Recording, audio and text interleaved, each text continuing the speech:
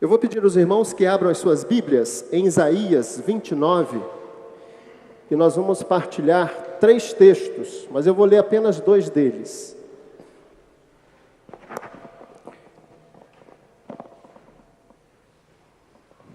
Isaías 29, de 9 a 16.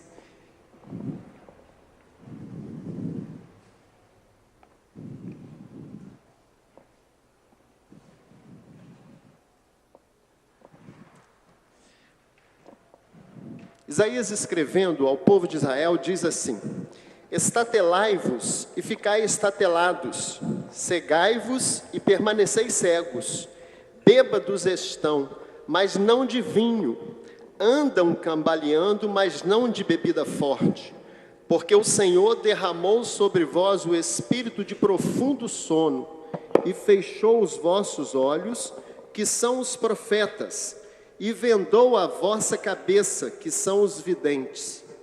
Toda visão já se vos tornou como as palavras de um livro selado, que se dá ao que sabe ler, dizendo: lê isto, peço-te. E ele responde: não posso, porque está selado.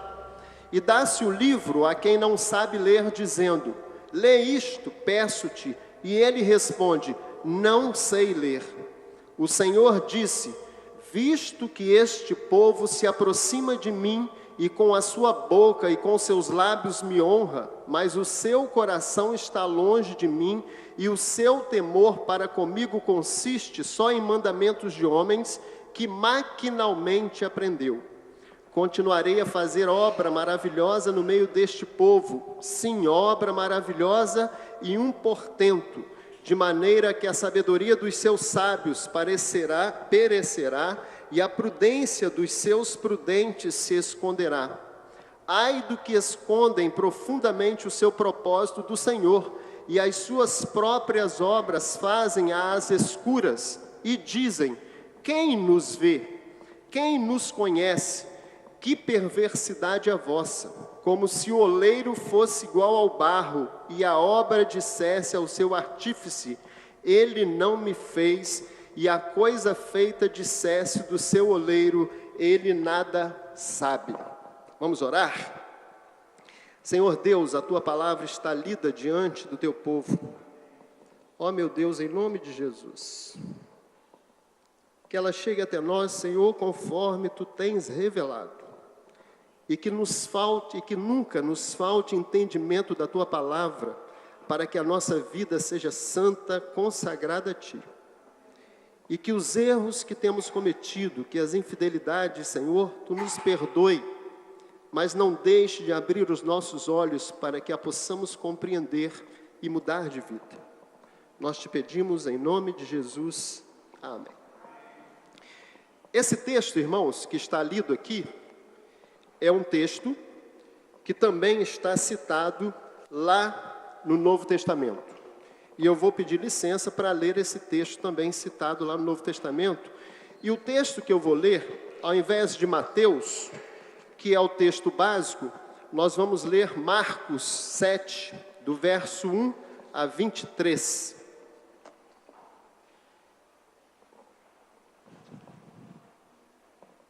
Marcos 7, de 21 a 23.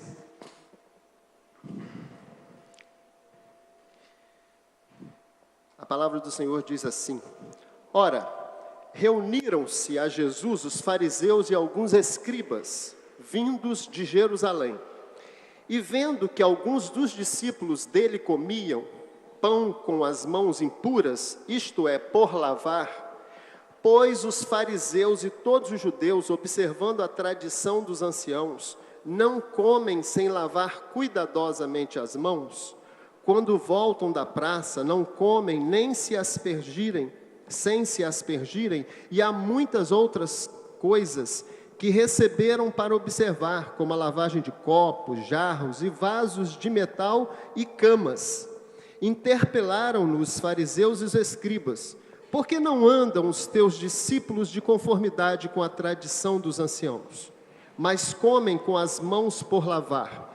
Respondeu-lhes Jesus: bem profetizou o profeta Isaías: E aí esse texto que Jesus vai citar está lá no texto de Isaías que nós lemos e que diz assim: bem profetizou o profeta Isaías a respeito de vós, hipócritas, como está escrito: este povo honra-me com os lábios, mas o seu coração está longe de mim, e em vão me adoram, ensinando doutrinas que são preceitos de homens, negligenciando o mandamento de Deus.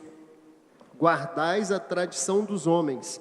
E disse-lhes ainda: jeitosamente rejeitais o preceito de Deus para guardardes a vossa própria tradição.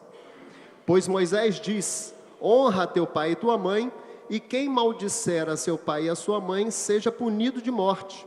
Vós, porém, dizeis: se um homem disser a seu pai ou a sua mãe, aquilo que poderíeis aproveitar de mim é corbã, isto é, oferta para o Senhor, então o dispensais de fazer qualquer coisa em favor de seu pai ou de sua mãe, invalidando a palavra de Deus pela vossa própria tradição, que vós mesmos transmitistes, e fazeis muitas outras coisas semelhantes. Convocando ele de novo a multidão, disse-lhes: ouvi-me todos e entendei. Nada há fora do homem que entrando nele o possa contaminar, mas o que sai do homem é o que o contamina. Se alguém tem ouvidos para ouvir, ouça. Quando entrou em casa, deixando a multidão, os seus discípulos o interrogaram acerca da parábola, e então lhes disse: assim vós também não entendeis? Não compreendeis que tudo que de fora entra no homem não o pode contaminar? Porque não lhe entra no coração, mas no ventre, e sai para o lugar escuso? E assim considerou eles puros todos os alimentos. E dizia: o que sai do homem, isto é o que o contamina. Porque de dentro do coração dos homens é que procedem os maus desígnios, a prostituição, os furtos, os homicídios, os adultérios, a avareza, as malícias, o dolo, a lascívia, a inveja, a blasfêmia, a soberba, a loucura. Ora, todos estes males vêm de dentro e contaminam o homem. Esse texto, irmãos, de Marcos, também está lá em Mateus, né? E Mateus é um pouco mais sucinto sobre o texto, e ele então vai ser mais resumido. No entanto, a grande questão que está aqui do texto, não é o que a gente vai tentar tratar hoje com os irmãos. Até porque a compreensão do que esse texto quer revelar vai além de uma leitura simples e comum. E o nosso desafio hoje é fazer chegar aos irmãos essa compreensão. Qual era o contexto de Isaías quando ele registra esse texto? Há um sincretismo terrível e hediondo em Jerusalém. Jerusalém retinha o culto de lábios a Yahvé e continuam os ritos e as cerimônias do templo, que presumivelmente honravam ao Senhor, mas também, de forma, honravam e eram prestadas honraria a outros deuses. Além disso, havia uma profunda corrupção moral e espiritual em Israel. Quando Isaías fala, Isaías está falando a partir do contexto que ele está vivendo, e ele então vai dizer e dar aquelas palavras que são registradas no Novo Testamento. O povo vivia uma grande corrupção moral e espiritual. Qual é o contexto em que Jesus está inserido ali em Mateus e Marcos? É de controvérsia entre tradição, representada pelo farisaísmo e pelo judaísmo típico dos dias de Jesus. A nova interpretação na Igreja de Cristo se destacou com proeminência na história eclesiástica, especialmente nos séculos I e II de nossa era na Palestina. Esse texto é uma das ocorrências do rompimento de Jesus com o legalismo como ponto crucial da sua carreira. Quando Jesus começa a pregar, é impossível que Jesus consiga ter parceria com os escribas e fariseus. Porque aqueles homens tinham uma forma de exercer a religião que Jesus não tinha como concordar. Era impossível, irmãos. Então, este é o contexto. Jesus, então, nesse texto aqui, ele começa a romper com os escribas e fariseus por causa dessa circunstância. O que temos, então, para destacar do texto? Eu não sei se vou acompanhar lá o slide, mas eu queria, irmãos, do texto que nós lemos, trazer à baila aqui algumas coisas. Primeiro é a tradição dos anciões. O que significava isso? A própria palavra tradição já traz dentro desse contexto algumas coisas muito implicantes, porque essa tradição fazia com que o povo tivesse costumes e que por causa desses costumes, Jesus tinha uma grande dificuldade de trabalhar com eles, dando a eles a revelação que Deus havia incumbido que ele fizesse. O povo estava tomado de tradição e esses homens eram responsáveis por essa tradição.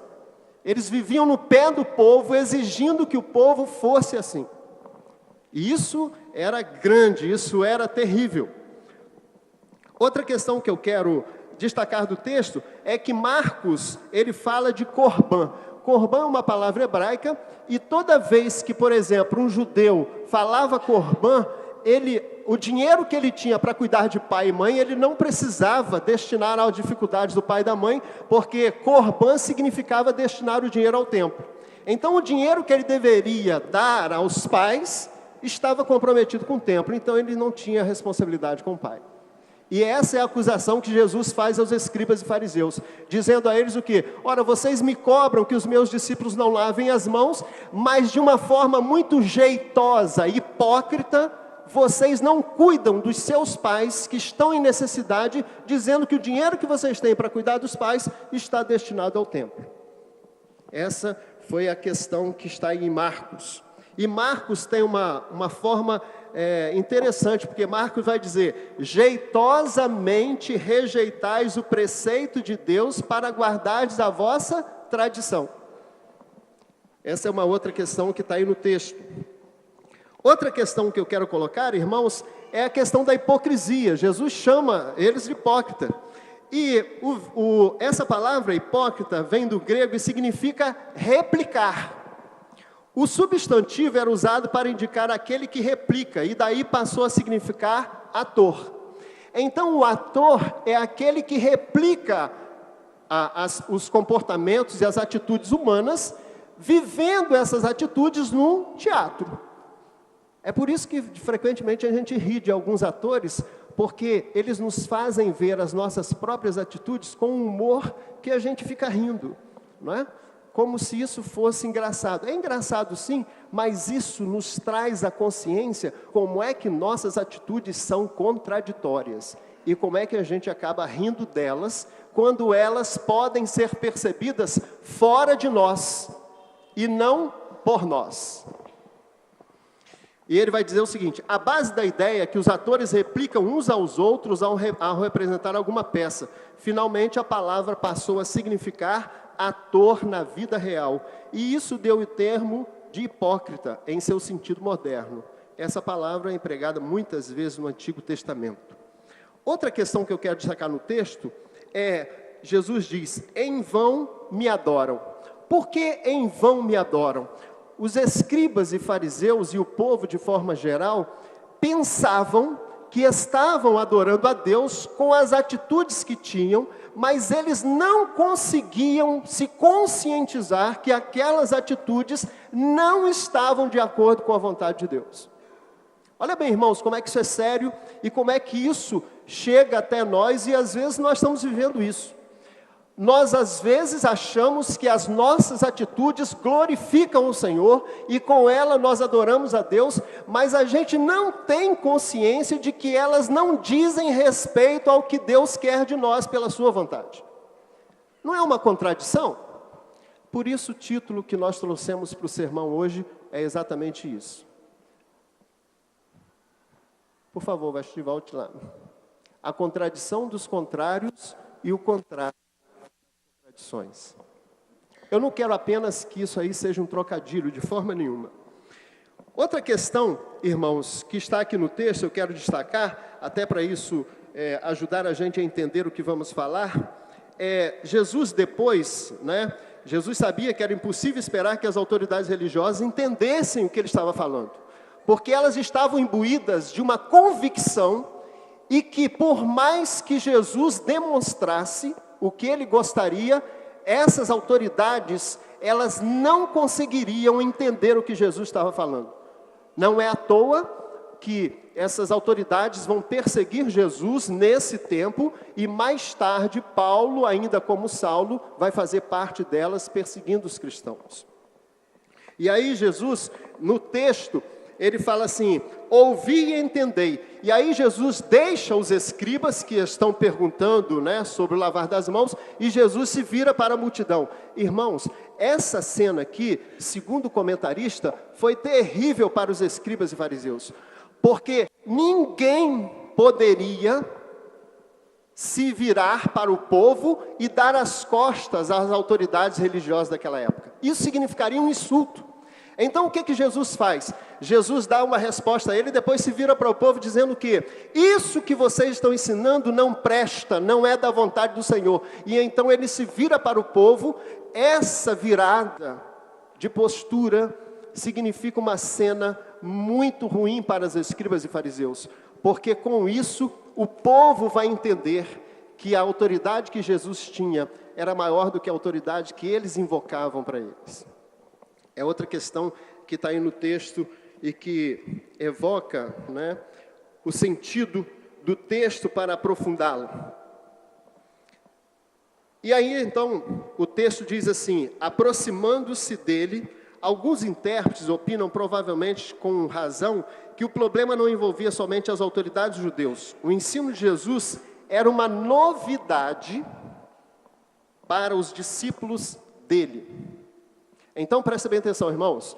Quando Jesus está ensinando, quando a gente lê a Bíblia, fica parecendo que aquilo que Jesus está ensinando é uma coisa comum, não é mesmo? Mas não era, irmãos. Isso que Jesus começa a ensinar é tão revolucionário que os religiosos da época de Jesus não só eram contrários ao que Jesus ensinava, mas se eles pudessem, eles matariam Jesus por aquilo que ele estava dizendo. Porque o que Jesus estava ensinando era muito contrário ao que o povo e ao que as autoridades religiosas ensinavam. Portanto, os discípulos vão dizer depois, né, que os escribas se escandalizaram com o que Jesus disse. Pedro, né, e João, lá junto com Jesus. Essa expressão, se escandalizar, ela significa tropeçar. Quando Jesus começa a dizer essas coisas, tanto para os escribas quanto para o povo, os escribas ficaram escandalizados, ou seja, aquilo que eles ensinavam perdeu a razão de ser, porque o que Jesus traz à luz do entendimento do povo é mais profundo, é mais pessoal. E o povo então percebe que o que Jesus falava, ele falava com autoridade, uma autoridade que os escribas e fariseus não tinham. Entendeu? Essa é uma outra questão que está no texto. E aí Jesus vai falar sobre a planta, né?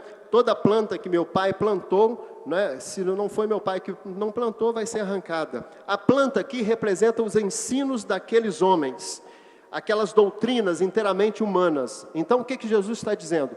Essa planta, ela será arrancada. E a planta que o meu pai não plantou, ela não pode permanecer. Depois Jesus vai dizer: deixai-os, são cegos, guias de cego. Jesus mostra aqui que as autoridades israelitas religiosas dos judeus gostavam de comparar-se com os guias de cegos e como luzeiros que fornecem luz ao que estão à escura. O que significa isso? Os escribas e fariseus ensinavam como se eles fossem a própria luz para o povo. E frequentemente os escribas e fariseus tinham o povo como ignorantes. Então eles se abrogavam o fato de que estavam dando luz ao povo. E isso é mentira. E aí Jesus então vai dizer para eles: vocês são cegos que estão conduzindo cegos, porque vocês não sabem do que estão falando.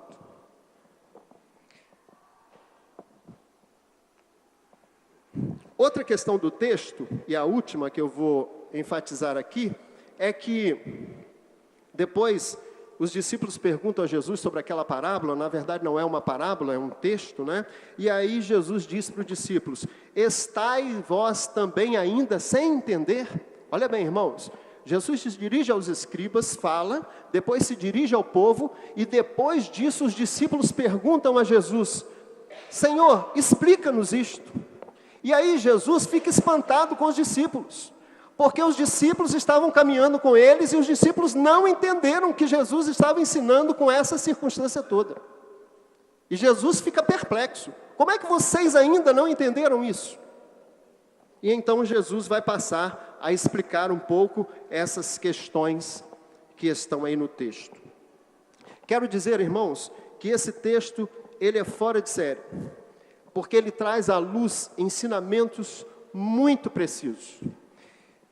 E eu, nesse momento, irmãos, trazendo esse texto para hoje, dentro do contexto que nós vimos, vamos ver se a gente consegue perceber o que está em jogo aqui. E aí eu quero dizer para você, como crente, e para nós todos, irmãos, a Bíblia não pode ser lida de qualquer jeito.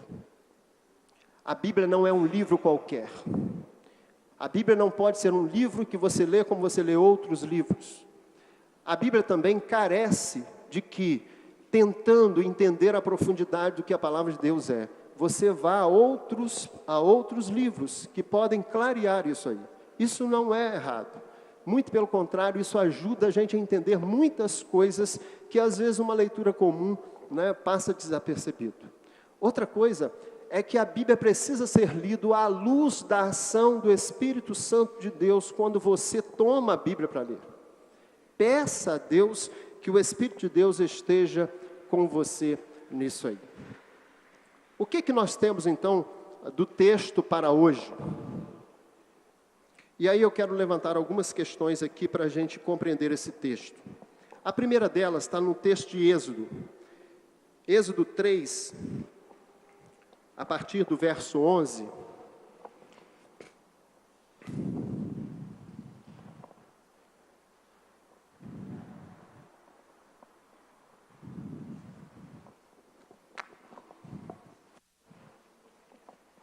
Êxodo 3, a partir do verso 11. Esse texto você conhece, eu gosto muito desse texto, porque esse texto tem uma profundidade muito interessante. É quando Deus convoca Moisés. Então disse Moisés a Deus: quem sou eu para ir a Faraó e tirar do Egito os filhos de Israel? Deus lhe respondeu: eu serei contigo, e este será o sinal que eu te enviei. Depois de haveres tirado o povo do Egito, servireis a Deus neste monte. Disse Moisés a Deus: eis que quando eu vier aos filhos de Israel e lhes disser, o Deus de vossos pais me enviou a vós outros, e eles me perguntarem, qual é o seu nome? Que lhes direi? Disse Deus a Moisés: eu sou o que sou. Disse mais: assim dirás aos filhos de Israel: eu sou, me enviou a vós outros. Disse Deus ainda mais a Moisés: assim dirás aos filhos de Israel: o Senhor, o Deus de vossos pais, o Deus de Abraão, o Deus de Isaque, o Deus de Jacó, me enviou a vós outros. Este é o meu nome eternamente, e assim serei lembrado de geração a geração. Irmãos, por que Deus não dá um nome aqui para que Moisés diga ao povo, Yahvé me enviou? Porque o que Deus queria, irmãos, era que Moisés conhecesse a Deus não pelo nome. Moisés precisava conhecer a Deus pela intimidade que ele haveria de ter com Deus, porque Deus promete: eu vou estar com você.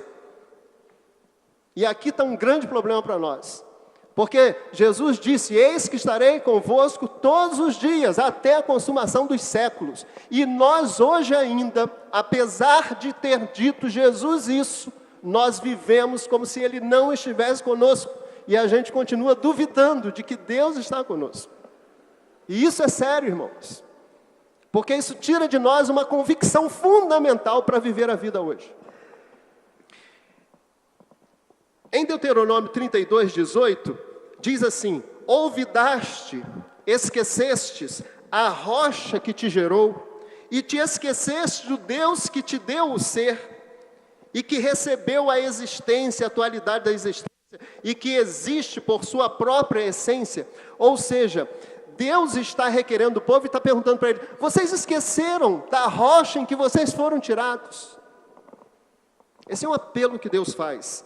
Em Isaías 57:16, ele diz assim, ó: pois não contenderei para sempre, nem me indignarei continuamente, porque do contrário, o Espírito definharia diante de mim, e o fôlego da vida que eu criei. E aqui eu quero trazer à baila duas coisas, irmãos. Olha bem, Deus está dizendo que não vai contender com o povo, porque se ele fosse contender a ponto de poder dizer ao povo o que ele queria, esse povo não teria vida suficiente para contender com Deus. Porque aquilo que Deus é eterno. Irmãos, não dá para que eu empregue a minha vida contendendo com o Senhor para entender o que o Senhor quer. Isso evoca de mim a necessidade de que eu viva tão eternamente quanto Deus. Porque as questões que Deus traz para que a gente viva não podem ser contendidas. Não há vida, não há espírito em nós para contender com Deus, para entender o que Deus quer revelar para nós. E aí Deus vai dizer, e isso é interessante, o Espírito definharia diante de mim. Se você contender com Deus, o seu Espírito vai definhar. E eu não quero dizer aqui que isso é regra, mas tem muitos de nós que estão definhados diante do Senhor, porque vivem contendendo com o Senhor, ao invés de obedecê-lo. Com certeza. E aí ele diz mais, né? O fôlego da vida que eu criei. Então olha bem, irmãos, quem criou o fôlego da vida foi o Senhor. E a gente não pode ter dúvidas sobre isso. Muito bem? Nós não temos nem tempo nem vida para contender com Deus. Definhar do Espírito é perder aquilo que nos faz existir como ser humanos, criados à imagem e semelhança de Deus. Não podemos adorar a Deus com aquilo que é de nosso exterior. Precisamos ir para Deus com o que temos de melhor. E aqui, irmãos, começa a se colocar uma questão que é fundamental a gente compreender. Por que nós contendemos com Deus? Porque geralmente a nossa forma de existir diante de Deus é uma forma exterior e não interior.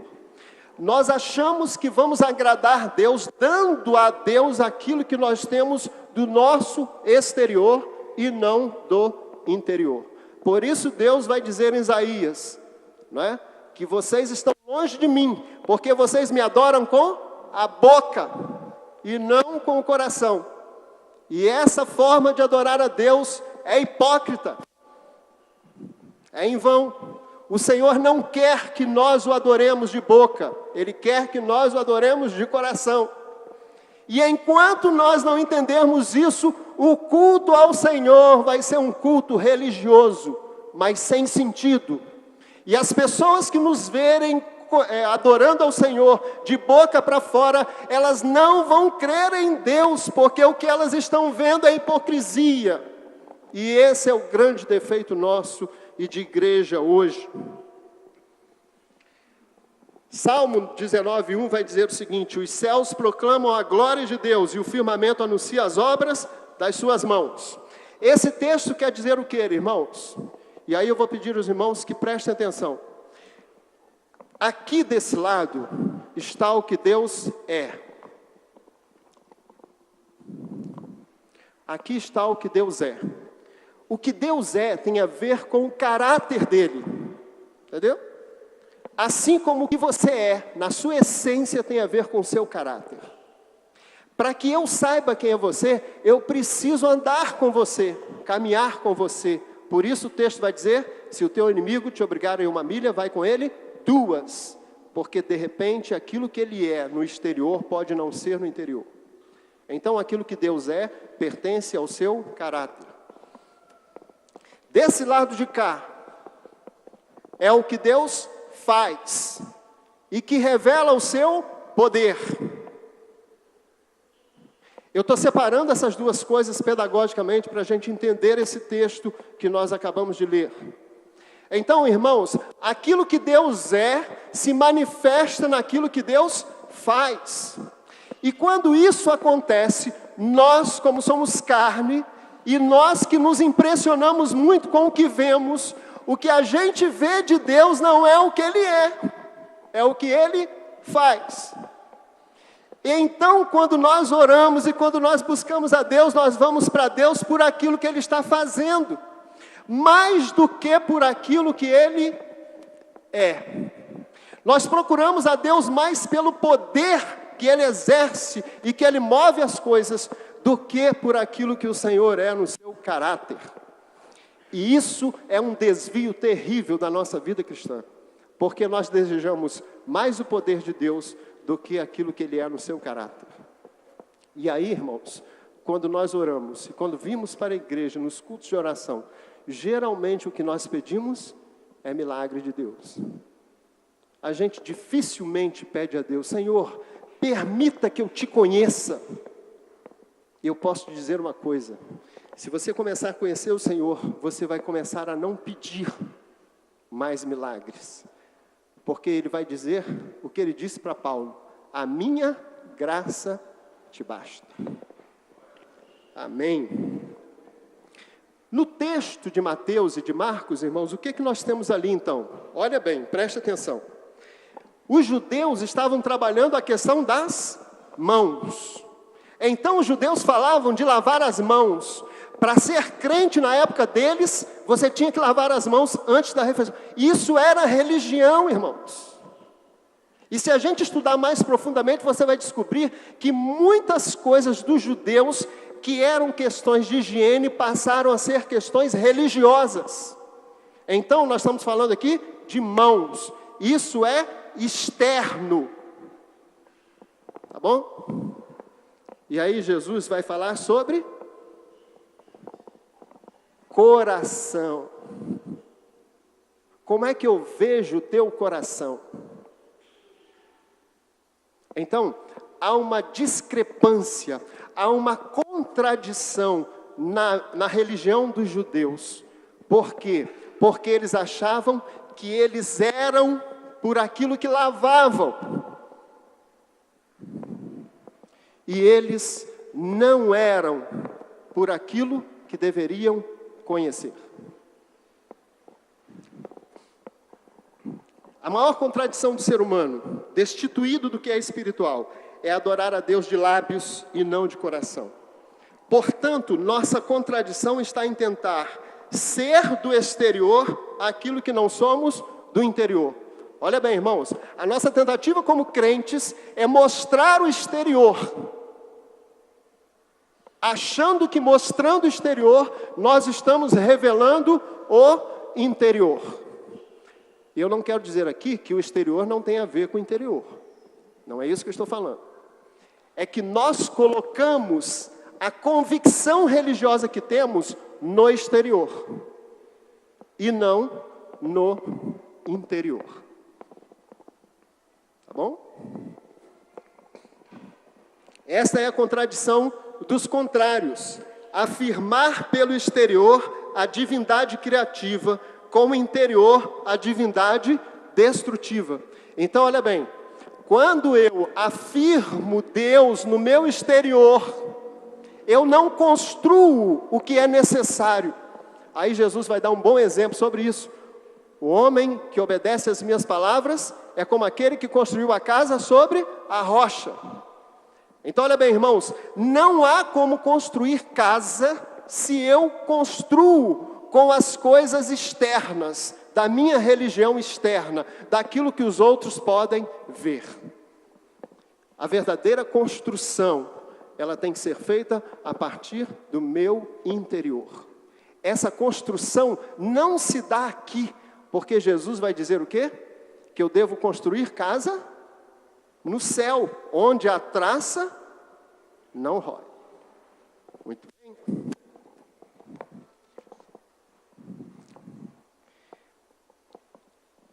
Por que Caim matou Abel? Porque o culto de um era exterior e o culto do outro era interior. Irmãos, um matou o outro porque o cara ficou com tanta inveja do que ele percebeu no culto, que ele, vendo que o culto que o irmão oferecia não era aquilo que ele queria, ele fez o quê? Ele matou o irmão. Olha bem, irmãos, um mata o outro por causa do culto.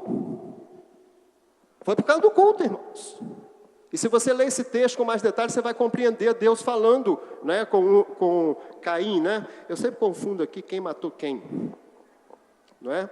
O que significa então a hipocrisia naquela questão do replicar? Significa que quando eu sou hipócrita no meu culto, eu não estou satisfeito com o culto sincero que o meu irmão presta, porque o meu é contrário disso. E eu fico com inveja.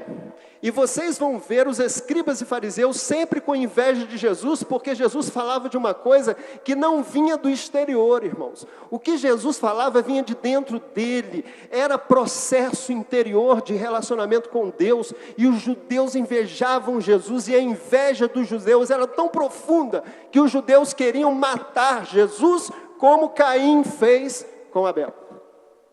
E a tendência do mundo é matar os cristãos, porque o culto deles é verdadeiro. O mundo não suporta o culto da igreja, do crente. O mundo quer nos destruir. Mas o que Jesus disse? As portas do inferno não prevalecerão sobre nós. De forma nenhuma, irmãos. De forma nenhuma. Nós precisamos crer nisso. Mas nós precisamos viver isso. A religião dos escribas e fariseus partia do princípio de que o que contamina o homem era o que entrava. Então preste atenção. Os judeus estavam numa postura e eles acreditavam que aquilo que me contamina vem de fora. Olha como é que isso é interessante, irmãos. O que me contamina vem de fora.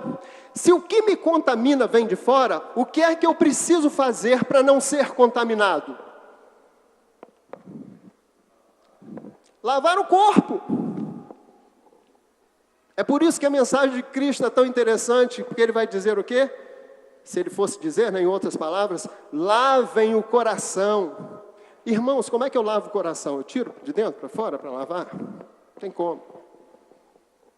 Portanto, sua fé baseava-se no princípio de que a ordenança era evitar o que os pudesse contaminar a partir do que entrava, do exterior, a partir da sujeira que eles pudessem tocar e comer.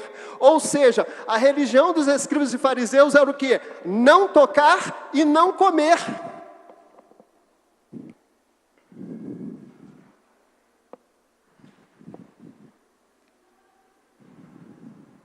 Nós achamos que vamos ser muito religiosos se a gente ficar enclausurado dentro da igreja e não se misturar com o povo lá fora, com as prostitutas, com os mendigos, com todos eles.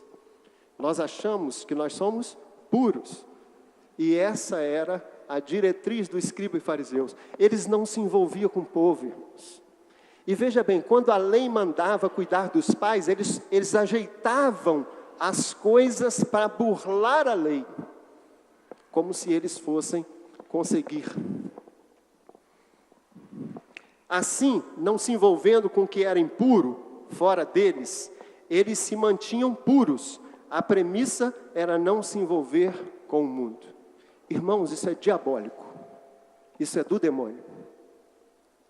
Por quê?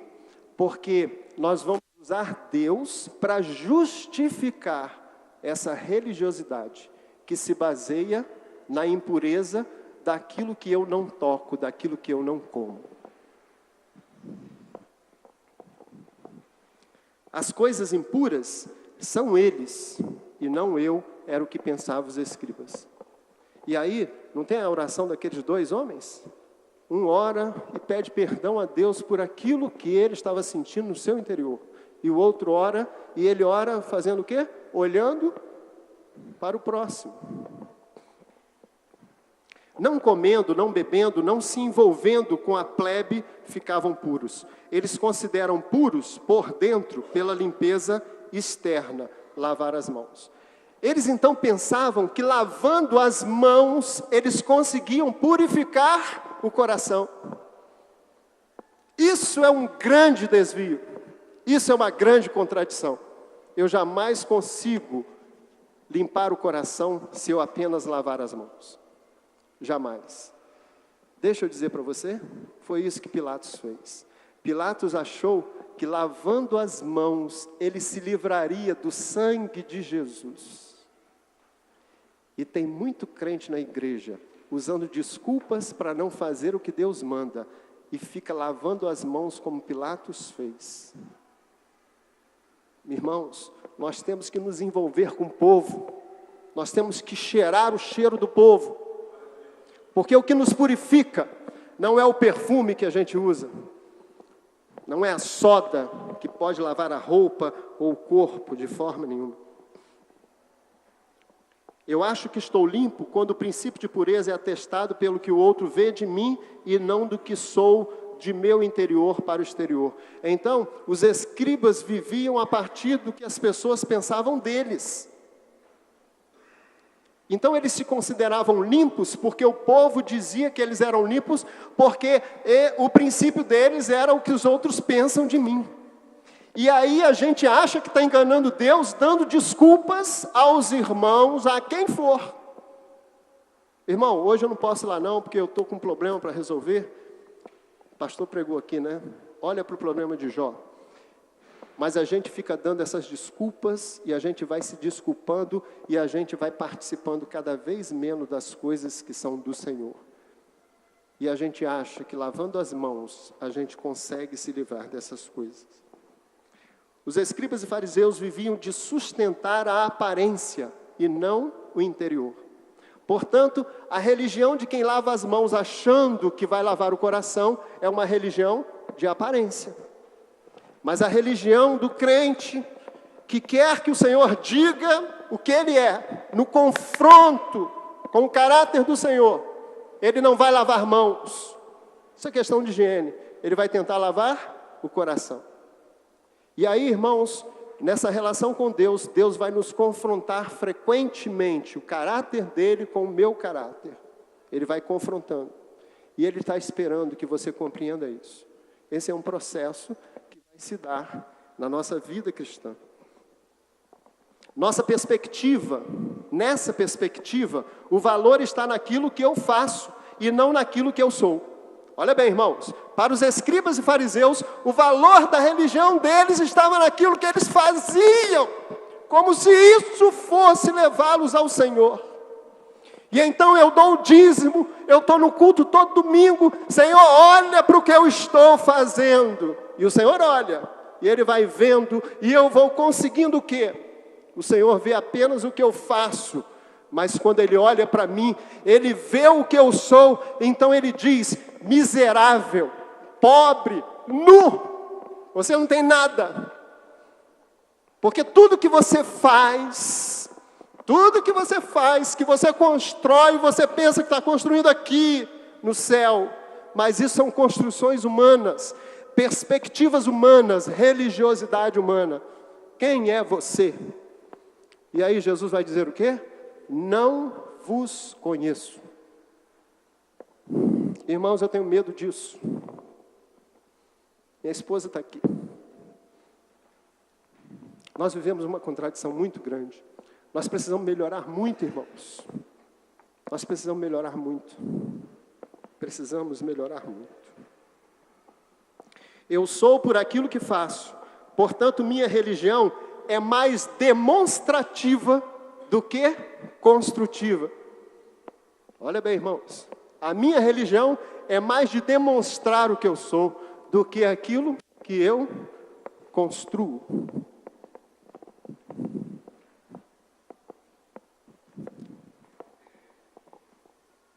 O princípio deve vir de dentro e não de fora. É por isso que quando caímos de Deus, nós preferimos dele aquilo que demonstra o seu poder, mais do que aquilo que revela o seu caráter.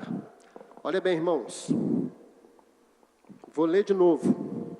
É por isso que quando nós caímos de Deus, quando Adão caiu de Deus, nós preferimos de Deus aquilo que demonstra mais o seu poder do que aquilo que revela o seu caráter. Nos impressionamos mais com aquilo que Deus pode fazer do que com aquilo que Deus pode ser em nós, por nós e através de nós. Queremos mais do poder para o milagre do que do caráter para a santificação. Olha bem, irmãos, nós queremos mais do poder para o milagre do que o caráter para a santificação. Irmãos, eu estou muito feliz. Eu estou muito feliz. Sabe por quê? Porque essas coisas que estão escritas aqui, irmãos, elas são eternas. Eu agradeço a Deus por poder ter escrito essas coisas, porque isso revela a eternidade de Deus, irmãos. Eu vou passar, daqui a pouco eu morro, mas a palavra do Senhor não passa. E o que mais glorifica o crente não é que ele seja reconhecido, porque ele sabe que todo reconhecimento humano é poeira. O que mais dignifica o crente, o que mais o crente quer, é ser reconhecido por Deus. Senhor, me reconheça. Senhor, me ame. Por quê? Irmãos, o mundo pode te dar o que for. Se você morrer no mundo, você está no inferno. Você está no inferno. Hipocrisia é tentar sempre manter o externo como se isso que sou com o externo é o interno. Irmãos, Jesus chama os escribas de hipócrita porque eles continuam naquela circunstância. E essa circunstância é terrível. Porque a hipocrisia deles, irmãos, era tão profunda que eles não vão se satisfazer em ser contra Jesus. Eles vão nutrir-se de ódio para matar Jesus. O hipócrita vive mais de destruir as coisas pela explosão do que construir as coisas pela instrução. Então, o que significa mais ou menos isso? Para a gente entender. É que, na verdade, irmãos, nós achamos que as coisas precisam ser explosivas. Daí os cultos gospel, daí as multidões para ouvir a palavra, daí pastores importantíssimos, famosos. Mas o caminho da igreja é parousia, é revelação. A igreja precisa caminhar naquela caminhada firme, segura e constante, sempre, sempre, sempre. Essa é a caminhada da instrução. Eu vou com você e você vai comigo. Tá? Porque muitas vezes, irmãos, eu não quero aqui invalidar as grandes pregações, nem as grandes multidões. O que eu estou dizendo é que o que constrói mais a nossa vida como crentes e igreja é quando eu sei que eu posso contar com irmãos que oram comigo, que estão junto comigo, e que se eu for para a lama, eles vão lá me tirar.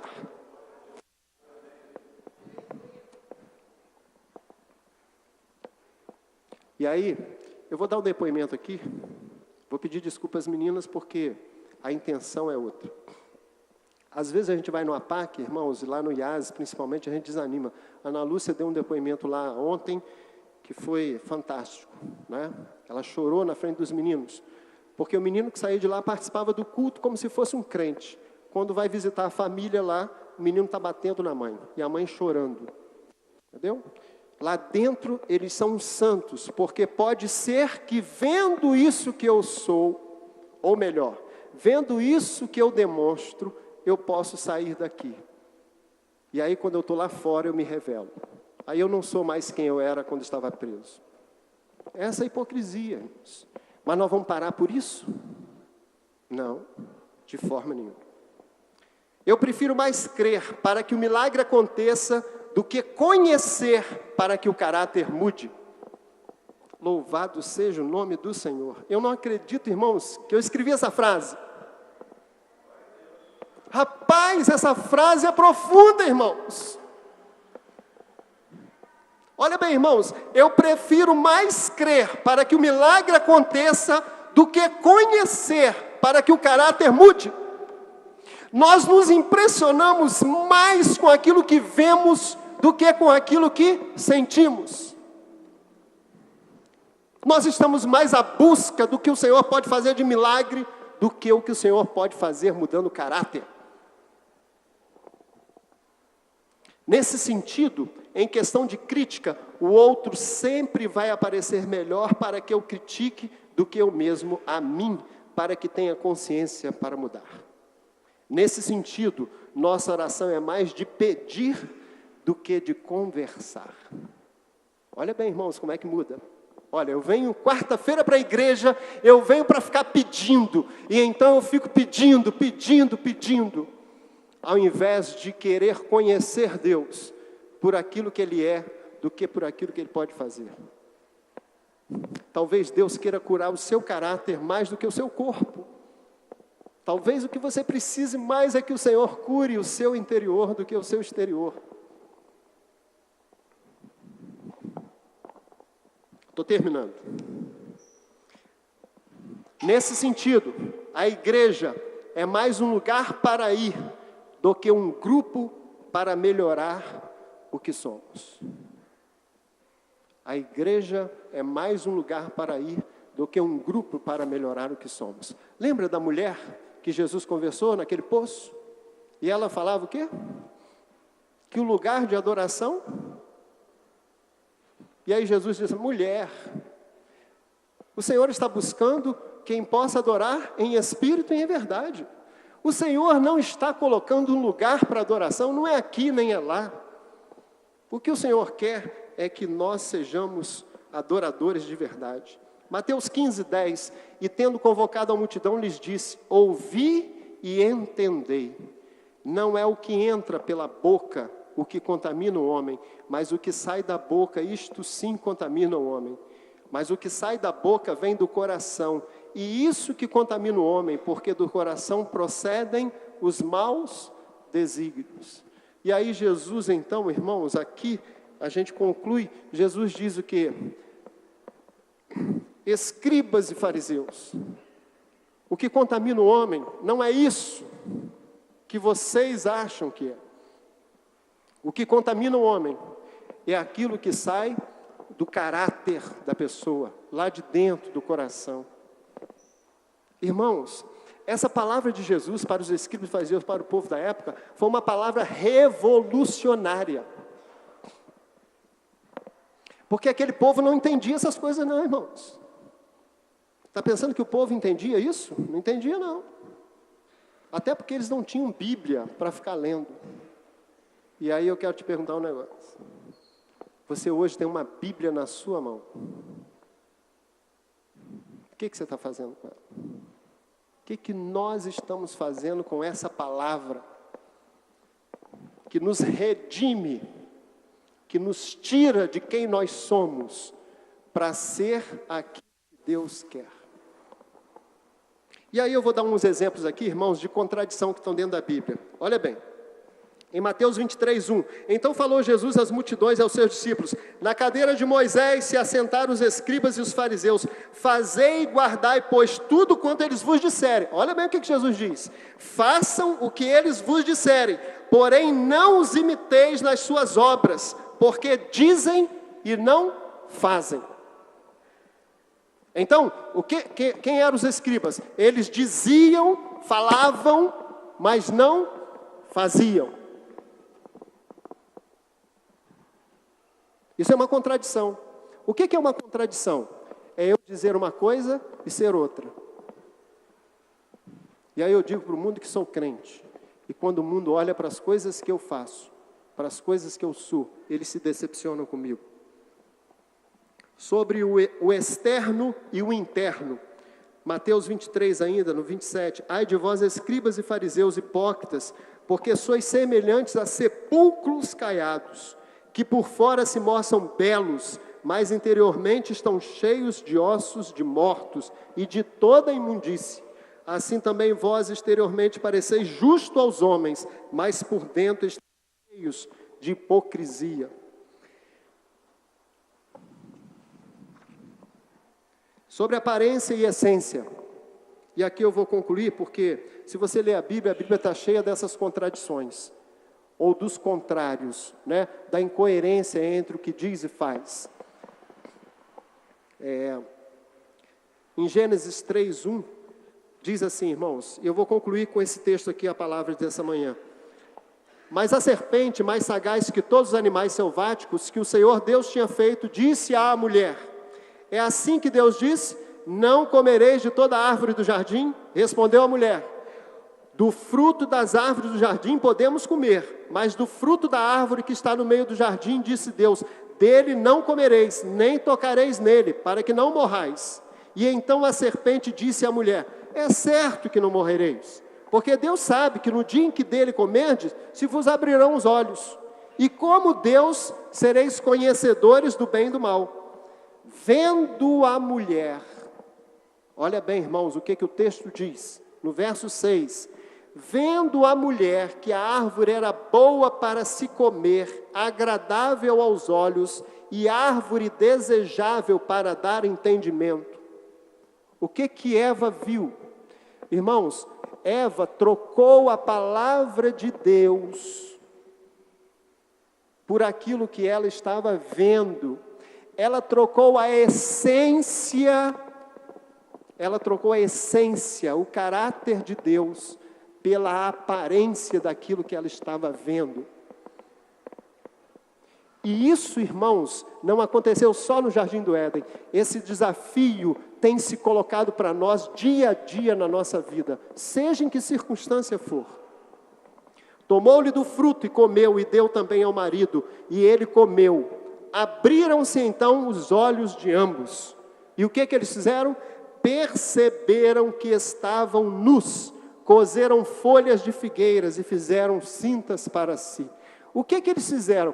Eles acharam, irmãos, que pegando uma roupa e colocando sobre o corpo, eles esconderiam a vergonha que agora trazia, nua e crua.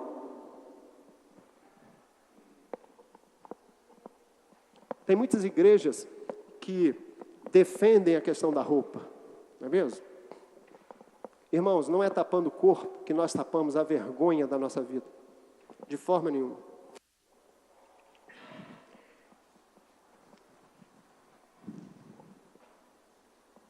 Quero encerrar com o texto de Mateus 13, 34. E o texto diz assim: todas essas coisas, disse Jesus às multidões por parábolas, e sem parábolas nada lhes dizia, para que se cumprisse o que foi dito por intermédio do profeta: abrirei em parábolas a minha boca, publicarei coisas ocultas desde a criação do mundo. Se a gente buscar ao Senhor, e se a gente for crente, legal, Deus vai revelar coisas fundamentais para que a gente viva o ministério que Ele tem proposto para nós. Que Deus nos abençoe, irmãos, que Deus nos faça melhores, para que a gente possa viver essa vida que Deus tem proposto para nós. Amém, irmãos? Amém? Vamos orar? Meu Deus, eu quero te agradecer por poder ter dito essas coisas à tua igreja. E quero te pedir em nome de Jesus, Senhor, que tu me faças melhor, que tu melhores aquilo que o Senhor construiu em mim, para que essa palavra, Senhor, não seja dita aqui e eu viva diferente dela fora daqui. Quero te pedir por todos os meus irmãos da Igreja Batista do Aquidabã. Ó Deus, ajuda-nos. Senhor Deus, em nome de Jesus, nos dê a possibilidade de abrirmos os olhos, o coração, a alma, o espírito, para que nós possamos compreender a Tua palavra, Senhor, e para que nós queiramos vivê-la dia a dia na nossa vida, como marido, como esposa, como filho, Senhor, como pai. Ó Deus, ajuda-nos, Senhor, para que as nossas famílias sejam tomadas pelo Teu amor, pela Tua decência, pela Tua reverência, Senhor, para que nós sejamos mais crentes, fervorosos, firmes, convictos, Senhor, daquilo que Tu nos chamou. Nós te agradecemos por esse dia, em nome de Jesus. Amém.